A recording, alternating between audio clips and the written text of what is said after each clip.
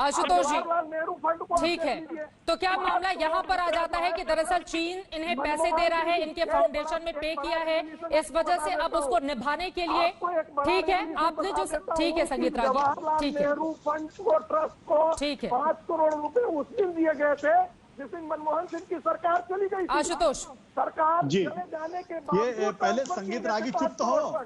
तो ऐसी चीजें भी आप लेते रहेंगे तो पता नहीं कितनी चीजें खुलेंगी। ठीक है आशुतोष, देखिए, मुझे लगता है कि ये जो पूरी की पूरी डिबेट है, ये डिबेट दरअसल इस देश की जो सरकार है वो उसकी सबसे बड़ी फेलियर है, क्योंकि इस देश का सबसे बड़ा गद्दार, इस देश का सबसे बड़ा देशद्रोही वो 10 जनपथ में रहता है और पिछले 6 सालों से लगातार वो चीन की मदद कर रहा है और यहां की सरकार जो है वो उनको गिरफ्तार भी नहीं कर पा रही है, उनको पकड़ भी नहीं पा रही है, उनके खिलाफ केस भी नहीं कर पा रही है और सारे आरोप लगा रहे हैं, यानी स्पाइंग कर रही।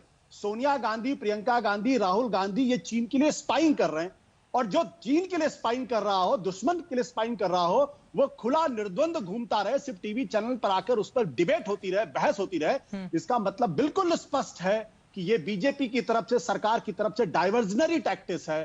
टैक्टिस इसलिए है क्योंकि अभी आपके चैनल पर बीजेपी के प्रवक्ता महोदय ने कहा कि भारत की 1 इंच जमीन भी कब्जे में नहीं, देश के प्रधानमंत्री ने कोई झूठ नहीं बोला। मैं मानता हूं देश का प्रधानमंत्री झूठ नहीं बोलता है, लेकिन क्या चीन के अंदर जो भारत के जो राजदूत हैं, क्या वो झूठ बोल रहे हैं कि डिसएंगेज और डिस्केलेशन होना चाहिए? जो उन्होंने कहा कि जब तक वो अपने एलएसी के पीछे की तरफ नहीं जाएगी तब तक नहीं होगा। देखिए, बुनियादी सवाल क्या है? बुनियादी सवाल यह है कि बीजेपी की जो सरकार राष्ट्रवाद की बात किया करती थी, आज चीन जो है वो आपके गालवान वैली में पूरी तरीके से घुस गया है। जहां हमारे 20 जवान शहीद हुए थे, उस जगह पे उसने बड़ा कैंप बना लिया है, हेलीपैड उसने बना लिया है, चूमर पे बना लिया है, आपका जो दौलती बेग ओल्डी है उसको डोमिनेट कर दिया है, देशपांग से उसने दूसरे रास्ते से आपको कर दिया है। भारत की जमीन पे चुपचाप बैठा हुआ है और आप कुछ नहीं कर पा रहे। हकीकत यह है कि आज हमारी सरकार कुछ नहीं कर पा रही है। 1967 के अंदर जब चीन ने हिमाकत की थी तो भारत की सेनाओं ने 400 सीनी जवानों को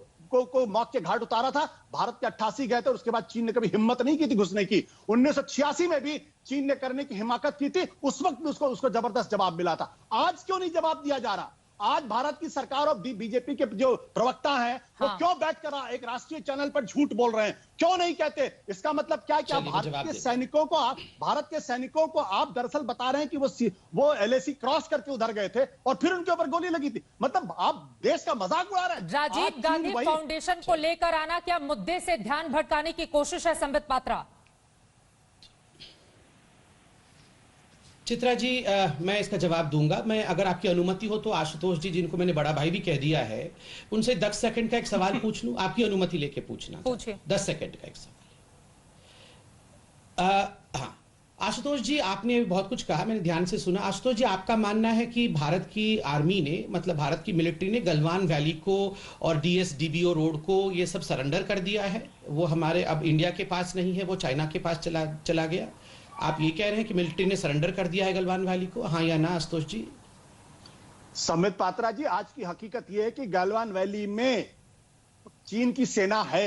आज की आशुतोष जी, इसका इतना बहुत लंबा, आशुतोष जी एक सेकंड, आशुतोष जी इतना लंबा आंसर, आशुतोष जी इतने लंबे आंसर की एक्सपेक्ट, आशुतोष जी सुनिए, आशुतोष जी सुनिए, आशुतोष जी मैं आपके बीच में नहीं बोला, आशुतोष जी सुनिए, आशुतोष जी सुनिए, आशुतोष जी एक सेकंड, आशुतोष जी इतना लंबा ऐसे चिल्लाने की कोई, आशुतोष जी ऐसे, आशुतोष जी इतना चिल्लाने की कोई आवश्यकता नहीं है।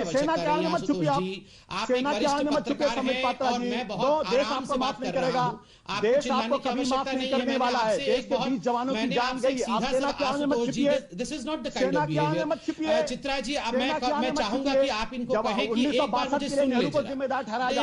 एक सेकंड आशुतोष जी, ऐसा बिहेव मत करिए। आशुतोष जी ऐसा बिहेव मत करिए, जरा ध्यान से सुनिए आशुतोष जी। आशुतोष जी, आप बड़े हो चुके हैं, इस प्रकार से व्यवहार मत करिए, ध्यान से सुनिए।